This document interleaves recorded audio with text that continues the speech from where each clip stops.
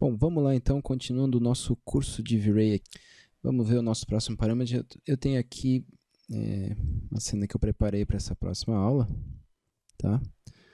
Coisa simples, um cenário aqui, tem o V-Ray Sun, que depois eu vou explicar o que é. Tem mais uns truquezinhos que eu fiz aqui para o render ficar bem rapidinho, para a gente não perder tempo aqui no nosso curso. Então, o próximo parâmetro que a gente tem aqui, depois do Dative Image Sampler, do environment que a gente viu na aula anterior, a gente tem aqui o nosso Color Mapping. Então, a gente vai ver o que faz o Color Mapping, tá? Então, eu tenho essa cena aqui, que já está pronta, para a gente ver bem como é que funciona o Color Mapping, tá? Eu tenho o GI ligado, tenho uns macetezinhos aqui, que depois na aula de GI eu vou explicar o que eu fiz aqui, tá? Bom, primeira coisa aqui que é importante, quem é usuário antigo do fórum da 3D1 deve lembrar dessa imagem aqui, ó. Essa imagem aqui, inclusive apareceu lá no começo do curso, quando eu comecei a gravar o curso eu estava numa versão anterior do V-Ray. Isso aqui veio mais ou menos recente, essa mudança aqui. Então a gente tinha antes essa opção aqui para usar o Linear Workflow, tá? Que é o método que a gente está usando aqui desde o começo. Então o que a gente tinha? A gente tinha essa opção do Don't Affect Colors, tá? Adaptation Only e Gamma em 2,2. Aqui a gente mudou Color Mapping Only, no Gamma. O que mudou aqui antes? Esse Don't Affect Colors, ele é essa opção aqui None, Don't Apply Anything, tá? Então o que acontecia? Quando eu ligava o Don't Affect Colors, esse controle do Color Mapping, ele passava a não funcionar mais, ele era usado só na parte de adaptação. Quando o V-Ray, ele está avaliando como é que está a nossa cena, para ver onde jogar mais e menos samples, tá? Então a gente agora tem três opções aqui. Esse Color Mapping and Gamma é para embutir o Gamma no nosso render. Então, para ele funcionar, eu tenho que desligar o Standard RGB. Então, vocês vão ver que eu vou ficar com um render mais ou menos parecido, ó. Isso aqui o que está fazendo? Ele está embutindo o Gamma direto no render. Não é o ideal, tá? O ideal é a gente ter o render puro, bruto, em formato linear, sem interferência de nada. Então, a gente usava essa versão aqui, essa opção aqui. None, Don't Apply Anything. Tá? Então, aí para isso a gente tinha que ligar o Standard RGB para ele aplicar a correção de Gamma. Tá? Então, quando a gente faz isso aqui, ou o Don't Affect Color na versão anterior, eu podia mexer isso aqui à vontade. Tipo, eu vou botar aqui 10 no Bright Multiplier, tá? Ele não fez nada. Tá vendo? Só pesou um pouquinho mais no render porque ele está enxergando uma coisa um pouquinho diferente. Na verdade, ele está vendo isso aqui na hora de fazer a adaptação, ó. Muito claro, né? Então, o V-Ray agora tem essa opção, que é o Color Mapping Only, no Gamma. Então, o que ele vai fazer? Ele vai usar o Gamma na adaptação e depois ele vai aplicar o Color Mapping. Então, a gente vai ver que ele vai ficar, ó, sem o Gamma aplicado, mas com o Color Mapping. Então aqui a gente já aproveita para ver o que faz o Color Mapping, tá? O Color Mapping é a passagem do resultado que deu no render, tá? Então se a gente der uma olhada aqui no nosso render, a gente tem aqui as informações de cor. Deixa eu puxar para cá essa janela aqui, tá? E tem a opção de correção que é com o sRGB ligado, tá? Então a gente vê aqui que a gente tem essas duas opções, com e sem a correção.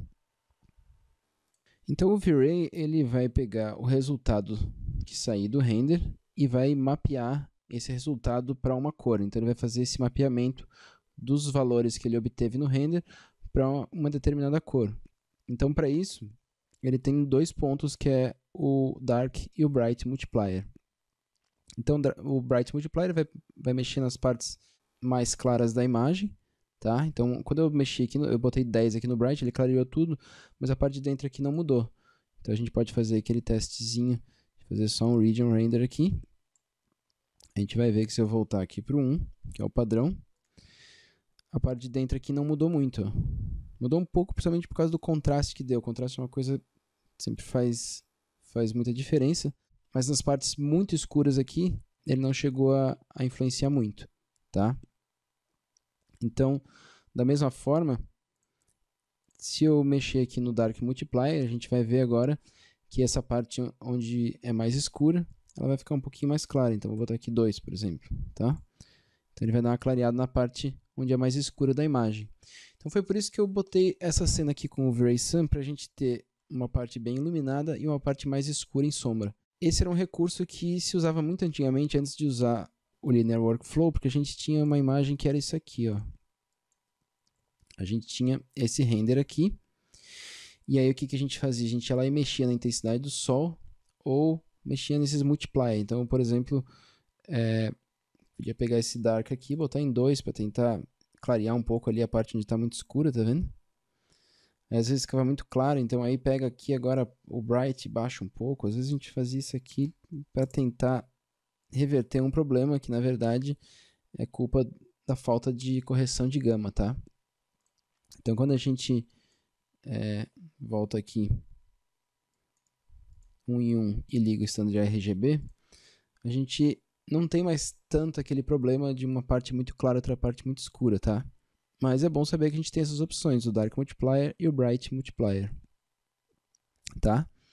Então, esse aqui é o linear, ok? A gente ainda tem algumas outras opções aqui, tá?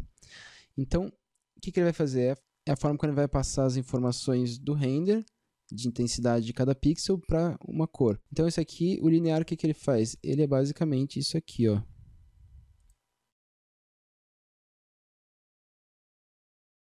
Ele é basicamente isso aqui, ó. Aqui embaixo a gente tem o resultado e depois ele tem aqui as cores que ele vai usar. Então ele está fazendo isso aqui de forma linear, tá? Ele está passando do branco do preto para o branco de forma linear, assim, sem mudar nada aqui no meio. Ele tem a opção ali que é o exponencial. O exponencial que ele vai fazer, em vez de fazer reto, ele vai fazer isso aqui, ó. Ele vai pegar essa curva aqui e vai subir de forma exponencial, tá? Deixa eu desligar isso aqui para ele não afetar a nossa cor. Então a gente vai ver agora que eu vou renderizar aqui com o exponencial e ele vai escurecer um pouquinho essa parte aqui do meio, tá vendo? Que, por sinal, é mais ou menos um pouco o que eu tinha feito aqui com essa curva aqui. Claro que eu fiz aqui a curva mais ou menos sem nenhum cálculo específico, mas ele passou a influenciar aqui. Deixa eu voltar aqui, estava alguma coisa mais ou menos assim, ó. Tá? Eu tinha exagerado um pouquinho na minha curva, mas era qualquer coisa assim que ele tinha feito. Então, em vez de ele ir linearmente, ele vai de forma exponencial, ele vai subindo mais, cada vez mais aqui, e começa um pouquinho mais devagar essa subida, tá? Dá um reset aqui. Ok? Então, a gente pode usar o exponencial para tentar fazer essa compensação aqui das partes mais claras. Só que ele pode perder um pouco a característica do render, tá? Então, sempre que a gente considera que a gente está trabalhando com Linear Workflow, a gente tem que usar o Linear Multiply, tá? Qualquer outra coisa, ele já não vai mais ser um linear, uma cor linear, como a gente tinha antes, tá? Esse é um ponto importante. Eu, por exemplo, eu nunca uso alguma outra opção aqui. Eu uso sempre o Linear Multiply e o resto a gente faz em pós-produção, tá? E depois tem o HSV exponencial, que ele vai fazer, em vez de ele passar pelo RGB, ele vai usar os valores do Hue, Saturation and Value. Então ele vai mudar um pouquinho a forma como ele faz essa passagem de um para o outro. Você vai ver que ele mexe um pouco mais com a saturação, ó. A cor ficou um pouquinho mais saturada aqui. Também não é uma coisa muito comum de se usar, tá? Tudo isso aqui a gente tem que fazer alguns testes e ver como é que fica melhor, tá? Então, por exemplo, às vezes pega aqui e mexe um pouco mais no Dark Multiply para tentar ressaltar um pouco mais essa parte que estava escura aqui, ok? Outra opção que a gente tem é o Intensity Exponential. Então ele vai só fazer um exponencial baseado na intensidade. Então a gente vai ver que ele volta um pouquinho. Deixa eu sempre voltar aqui para o linear, para a gente poder comparar os dois, ó. Então, você vendo que ele tirou um pouquinho, ele fez aquele exponencial na intensidade, então os lugares estavam mais fortes, ele baixou um pouco a intensidade sem mexer na saturação das cores, tá? Gamma correction, ele só faz uma correção de gama, pode inverter a correção de gama. Se eu deixar aqui como ele está, ele não vai nem mexendo no meu render, tá? Isso aqui é só se eu quisesse aplicar uma correção de gama específica aqui. Então, ele não vai nem alterar muito aqui. Ó.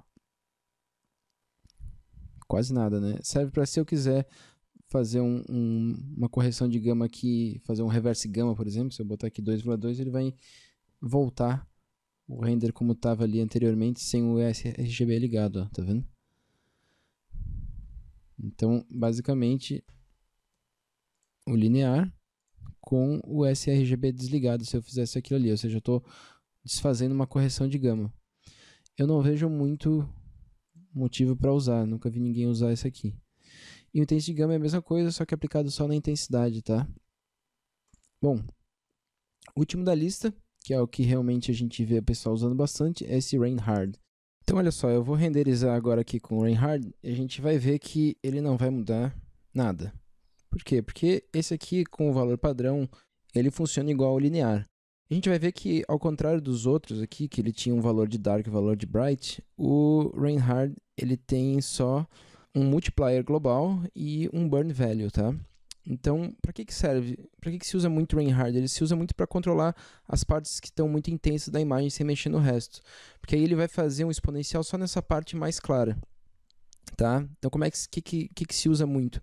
Se usa muito para baixar o burn value. Então, a gente chega e baixa aqui, por exemplo, para 0,8 e vai baixando até ele suavizar um pouco essas partes que estão muito estouradas, tá? Esse é um recurso que a gente vê muito sendo usado. Ele pode chegar até o zero, que a gente vê que a parte mais escura da imagem, olha só, essa parte aqui de dentro, ele não está afetando, ele está afetando só a parte mais alta e fazendo uma passagem exponencial da parte escura para a parte clara. Então é como se fosse uma mistura do linear com exponencial. O linear vai fazendo as partes mais escuras, que ele não afetou em nada. Então quando eu voltar aqui para o linear multiply, deixa eu voltar o meu bright para 1, a gente vai ver que as partes escuras elas não foram muito afetadas. Aqui, ó, esse cantinho aqui que é mais escuro não mudou muito. E depois ele vai subindo, vai indo de forma exponencial para as partes mais claras.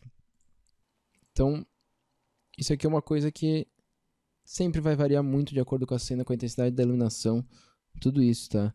Uma coisa que eu sempre falo é para não pegar uma fórmula pronta. Então, eu já vi pessoal, às vezes pega um tutorial, o tutorial diz para botar o Rain Hard com multiplier em 0,5, burn em 1, alguma coisa aqui, e a pessoa simplesmente pega isso aí e começa a aplicar em todos os seus renders, tá?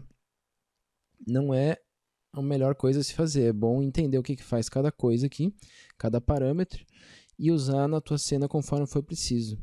Então, uma última questão aqui é que por que eu também não gosto de usar nada além do linear multiply? Porque ele vai mexer no meu render, ok? Então, por exemplo, aqui que ficou muito claro assim, eu podia pegar e baixar um pouco aqui meu bright multiplier. Vou baixar um pouquinho o bright multiplier. Ó. O resto ficou mais ou menos intocado e aqui agora já não está mais tão estourado.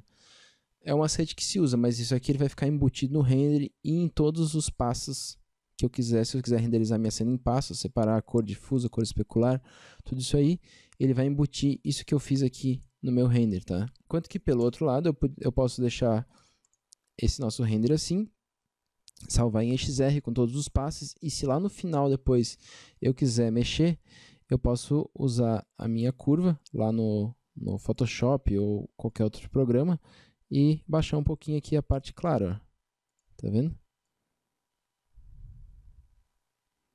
Então, isso aqui tudo, ó, isso aqui eu posso fazer na pós-produção sem problema nenhum, tá? O contrário também, se minha cena estiver escura, eu quiser clarear.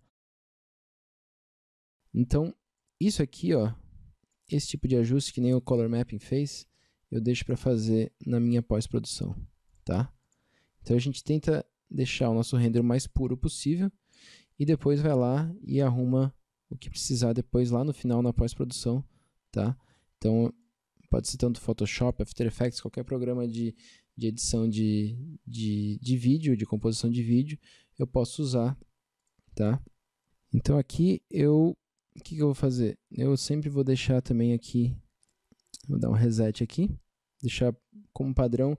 Eu poderia mexer em tudo, tá? Eu poderia mexer, que a gente já tinha visto aqui, que eu posso mexer, por exemplo, no meu controle de exposição aqui, para ter uma ideia do que eu poderia fazer ainda. Mas tudo isso aqui, lembrando, isso aqui é uma imagem HDR que ele salvou, que o V-Ray salvou. Deixa eu desligar aqui o controle de exposição. Então não vou usar o controle, não vou usar a curva, não vou usar nada. Então tudo isso aqui eu poderia fazer usando a pós-produção, tá?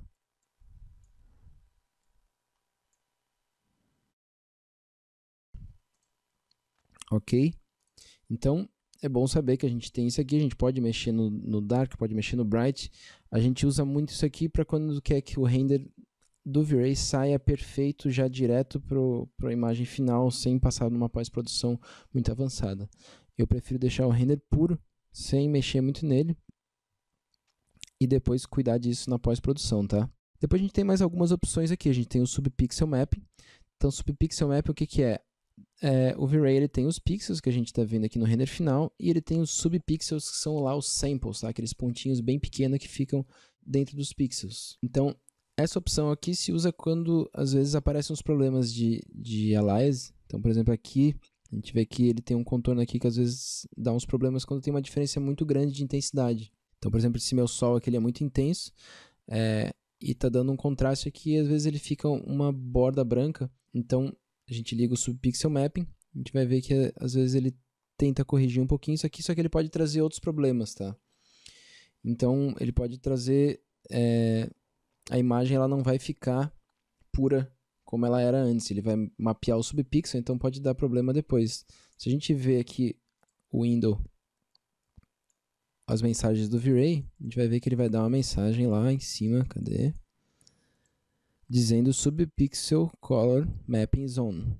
Os resultados pode ter o brilho incorreto, porque ele pode baixar um pouco o brilho. Então, a gente não recomenda usar o Subpixel Mapping só em casos extremos. Porque se tiver uma intensidade muito forte aqui, um branco muito forte, a gente costuma ir lá na pós e tacar um glare, um glow assim, para realçar esses pontos aqui. Junto com isso, se usa, esse aqui costuma ser a combinação que se usa para evitar esse tipo de problema, os dois, Subpixel Mapping e o Clamp. O Clamp, o que ele vai fazer? Ele vai evitar que os valores do pixel fiquem maior do que 1. Porque, na verdade, aqui, lembra quando eu ligo aqui o Pixel Information, eu vejo que aqui, eu tenho aqui fora, por exemplo, deixa eu tirar o Clamp, deixa eu aumentar um pouco mais aqui o meu Bright, só para a gente ver melhor isso aqui. Tá. Então, agora sim eu tenho valores aqui 1,3, 1,5, tá vendo? Então, quando eu ligo os dois aqui, ele vai cortar em 1 e não vai deixar passar desse valor. Tá vendo ali, ó, tudo cortado. Ó. Então, eu tinha ali o render puro, agora ele está cortando tudo em 1, tá? É para isso que serve. Só que aí eu vou perder, de novo, a informação que eu precisaria na pós-produção. Então a gente acaba não usando isso aqui. E tem o Affect Background, então quando eu mexi aqui, por exemplo, no meu Bright Multiplier que eu botei, se eu botar aqui, por exemplo, 5, ele está clareando o meu fundo também, mas se eu desligar isso aqui, ele vai clarear toda a cena e não vai mexer no fundo.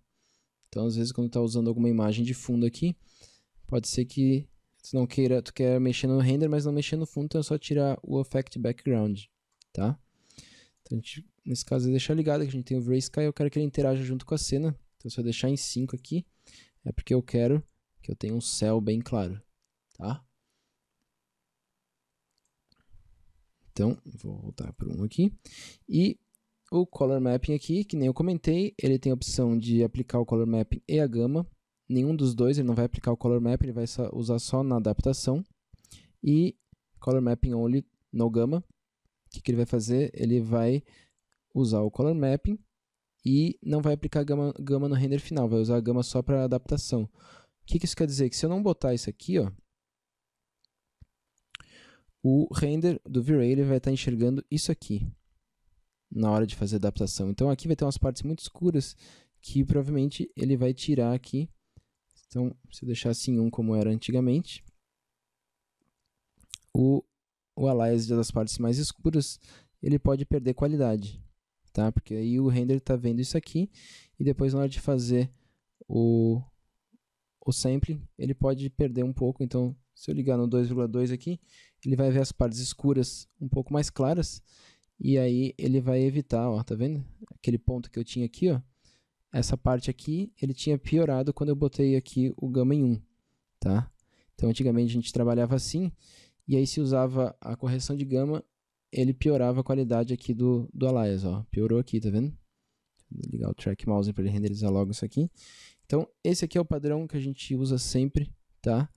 A gente já viu aqui por que a gente usa esses padrões aqui. E depois, mais lá na frente, quando a gente trabalhar com composição dos passes, a gente vai ver melhor um pouco também como o ideal é deixar sempre no linear multiply para a gente recompor a nossa imagem a partir dos passes, ok?